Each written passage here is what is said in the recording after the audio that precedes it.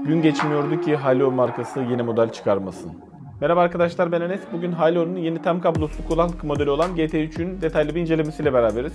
Evet, yine lafı uzatmadan hiç direkt ses kalitesinden ve diğer Halo modelleriyle farklarından başlayalım incelemeye. Kulaklığın satın alma linkini açıklamalar kısmından ulaşabilirsiniz. Eğer video işinize yararsa da beğenmeyi ve yeni videolarımı da kaçırmamak için kanalıma abone olmayı unutmayın lütfen. GT3 modelinde çoğu Halo modelinde kullanılan 7.2 mm'lik driverlar kullanılmış. GT1 Pro ve GT2'ye göre ses seviyesi biraz daha yükseltilmiş ama son ses seviyesi olarak T15 kadar değil, T19 ayarında diyebilirim. Yani ortalama bir kullanıcı için yeterli seviyede bir ses yüksekliği sunuyor bize GT3 modeli. Bas olarak ve ses kalitesi olarak GT1 Pro, GT2'den biraz daha iyi ama o modellerden GT3 modeline geçmenizi gerektirecek seviyede bir ses kalitesi farkı değil bu. Bas olarak ve sahne genişliği olarak GT5 modelinin bir tık daha iyileştirilmiş hali GT3 modeli. Son ses seviyesi olarak GT5 modeliyle neredeyse aynı. Tasarım olarak da yine QC'nin T10 modeline çok benzediği için ona da bir kıyaslamak istiyorum. T10 modelinden daha fazla detay duyuyorsunuz müzikte. Yani daha fazla enstrümanı duyabiliyorsunuz. Ama bas performansı olarak GT3'ün gerisinde kalıyor T10 modeli. Ses yüksekliği olarak yine T10 modeli epey yüksek GT3 modeline göre. Ses çözünürlüğü ve detay ayrımı olarak Qualcomm 3020 çipini kullanan GT1 X-Ray ve T19 modelinin gerisinde kalıyor GT3 modeli. Yani aralarında çok aşırı fark yok ama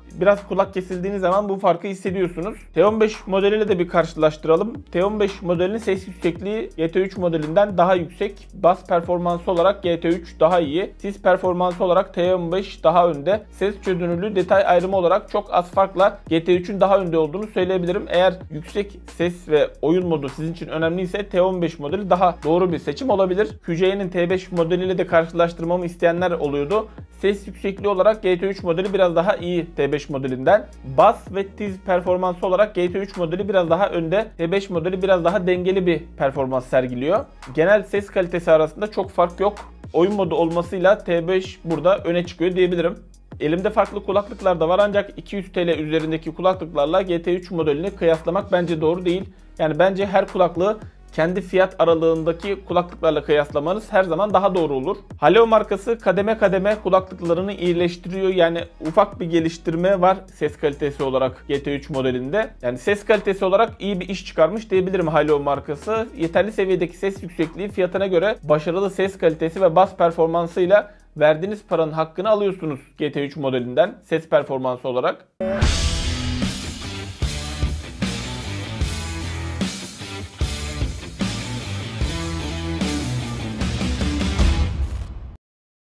Evet, şu an sesimi Halo'nun GT3 model kulaklığının mikrofonlarından duyuyorsunuz. Araç trafiğinin de bol olduğu bir caddede şu an yürüyorum. Sesimi nasıl duyuyorsunuz? Şu şekilde biraz maskeyi de kaldırayım. Araç trafiğine göre sesimi net bir şekilde size aktarabiliyor mu?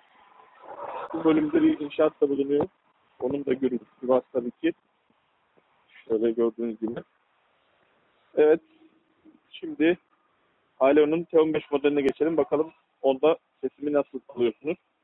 Evet, şu an sesimi yine aynı mekanda Halo'nun T15 modelinden duyuyorsunuz. Evet, şu an sesimi GT3 modelinin mikrofonlarından duyuyorsunuz. Şu an sesimi T15 modelinden duyuyorsunuz.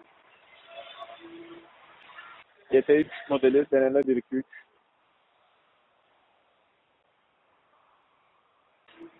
Şu an sesimi T15 modelinin mikrofonlarından duyuyorsunuz. Şu an sesimi GT3 modelinin mikrofonlarından duyuyorsunuz.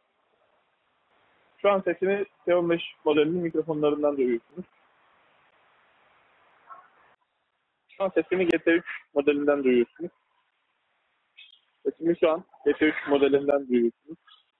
Evet, şu an sesimi kapalı ve sessiz bir odada Halo'nun GT3 model tam kablosuz kulaklığının mikrofonlarından duyuyorsunuz. Şimdi kafeye gidemesek de burada duyduğunuz kafenin dip gürültüsünü bu hoparlörden çalıştırıyorum. Evet, şu an yoğun bir şekilde bir kafe gürültüsü geliyor bana doğru. Sesimi kulaklık net bir şekilde yansıtabiliyor mu? Kulakla mikrofon performansı hakkındaki yorumlarınızı belirtin lütfen. Şu an sesimi Halo'nun T15 modelinden duyuyorsunuz. Şu an sesimi GT3 modelinin mikrofonundan duyuyorsunuz. T15 modeli, GT3 modeli. Şu an sesimi Halo'nun GT3 modelinden duyuyorsunuz. Sesimi T15 modelinden duyuyorsunuz.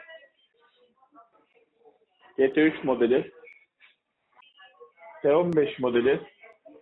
Evet, bir T15 bir GT3 model dedik. Biraz kafanız karışmış olabilir. Ancak benim gördüğüm kadarıyla az farklı GT3 modelinin gürültü engelleme açısından daha önde olduğu. Yani görüştüğüm kişiler kulaklık ile görüştüğümü anladılar. Ancak sesin gelmiyor veya kötü geliyor diye bir yorum almadım. Yani fiyatına göre mikrofon performansı olarak GT3 modeli oldukça iyi bir iş çıkarmış. GT3'ün kutusu biraz daha GT1 Pro ve GT1 X-Re'nin kutusuna oldukça benziyor. Çok hafif daha uzamış ve bu en kalınlığı biraz daha incelmiş. Bu kısımda bir Type-C şeklinde bir şarj girişini görüyorsunuz. Kulaklıklar şarj olurken bu şekilde ışıkları yanıyor. Bu ışıklar söndüğü zaman şarj işlemi bitiyor. Ön kısmında bu şekilde üçlü bir gösterge bulunuyor. Bu sayede kutunun ne kadar şarjının kaldığını takip edebiliyoruz. Kapakta herhangi bir sensör bulunmuyor. Kulaklıkları eşleştirebilmek için yerinden kaldırmamız gerekiyor. Bu şekilde GT3 olarak kulaklıkları eşleştiriyoruz. Yani her iki kulaklığı da ayrı ayrı kullanabiliyoruz. Tam olarak şu bölümlerde sanki bir lamba bulunuyormuş gibi gözüküyor. Ancak bu kısımlarda dokunmatik alan bulunuyor. Tam olarak şu şeritlerin üzerinde. Buradan kulaklığı kontrol edebiliyoruz. İç bölüm tasarımı Edifier NB2 modeline oldukça benziyor. Yine QC'nin T10 modeli de benzer tasarımdaydı. Ufak farklılıklar haricinde neredeyse QC'nin T10 modelini kopyalamış. Çinliler yine kendilerinden kopyalamışlar ve gördüğünüz gibi direkt aynı tasarımı almışlar. İkisi de piyano bilek yapıda. GT3 modelinin şu uzun kısmı biraz daha uzuna doğru gittiği için sanki daha uzunmuş gibi gözüküyor. Çok hafif bir boy farkı var. Şöyle kıyasladığım zaman. Şöyle Hailuo'nun standart tasarımı GT1, GT1 Plus, GT1 X-Re, GT1 Pro tasarımı. Şu top tasarım gördüğünüz gibi. Burada T15'imiz var. Burada da GT3 modeli. Hatta şöyle yanına da bir T19 modelini getireyim. Kulaklığın teknik özellik tablosuna baktığımız zaman IPX4 sertifikası bulunuyor GT3 modelinde. Su sıçramasına karşı ve yağmura karşı kulaklık dayanıklı. Son ses seviyesini alarak yaptığım müzik testinde 4 saat civarında bir müzik deneyimi elde edebildim GT3 modelinden. Kendi fabrika verileri de aynıydı. Kutuyla beraber de toplamda 28 saat boyunca GT3 modelini kullanabiliyoruz. Diğer Hailuo modellerinde olan DSP olarak bir gürültü engelleme teknolojisi GT3 modelinde de bulunuyor. Kulaklığın kenarları pek geniş olmadığı için çıkartıp takarken yanlış basma ihtimaliniz biraz olabilir. Kulakta böyle sımsıkı sağlam bir şekilde durmuyor kulaklıklar ama gevşek de durmuyorlar. Yani tam ortası diyebilirim. Uzun tipte olanlar genelde bu şekilde oluyor zaten. Yani bu kısım uzun olduğu için kulağın içerisine tamamıyla giremiyor kulaklık. Şöyle kafanızı salladığınız zaman da istediğiniz kadar sallayın. Hiçbir şekilde kulaklık düşmüyor kulaktan. Gayet sağlam bir şekilde duruyor. Tam olarak kulağın içerisine komple girmediği için de konforlu bir kulaklık. Yani uzun saatler boyunca kulağınızda durduğu zaman da herhangi bir ağrı yapmıyor. Bu Hailuo'nun yine T19 modeli veya QC'nin T5 modelinde olduğu gibi uzun yapıda olanların çoğunu o şekilde kulakta top tasarımlılar kadar konforsuz durmuyorlar. Kontrol olarak en ufak bir dokunmanızı algılıyor kulaklık. Yani kontrol açısından rahat bir şekilde kontrol edebiliyorsunuz. Önceki şarkıya geçme, sonraki şarkıya geçme komutlarını verebiliyorsunuz. Yine akıllı asistan, arama, yanıtlama, reddetme komutları bulunuyor. Ses arttırıp azaltma özelliği bulunmuyor. Kulaklıkta bağlantı problemi olarak hani sesin gidip gelmesi gibi veya herhangi bir parazitle karşılaşmadım. Bu müzik çalıp durdurduğunuz zaman 5-10 saniye arasında bir tıslama sesi bu kulaklıkta bulunuyor. Ancak çok rahatsız ettiğini söyleyemem. Yani bu 5 saniye sonra otomatikman kesiliyor.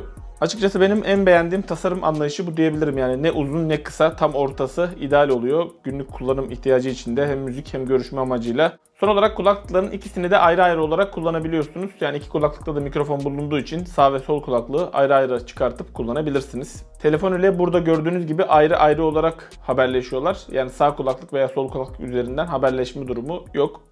4 gün gece gündüz Hububat koyunda yattık. Şimdi git yine bedava. Akşam torun geliyor. Aradım, susurlukta mola vermişler. Tost ayran keyfi yapıyor damat.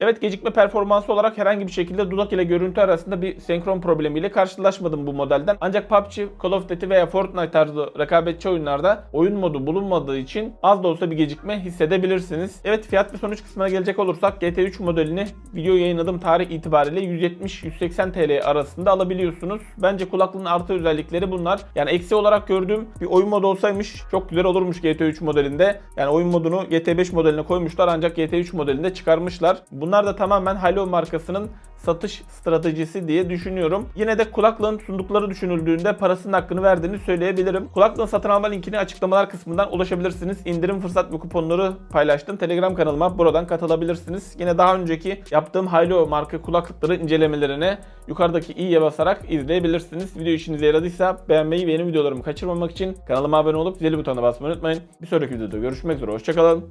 Kendinize iyi bakın.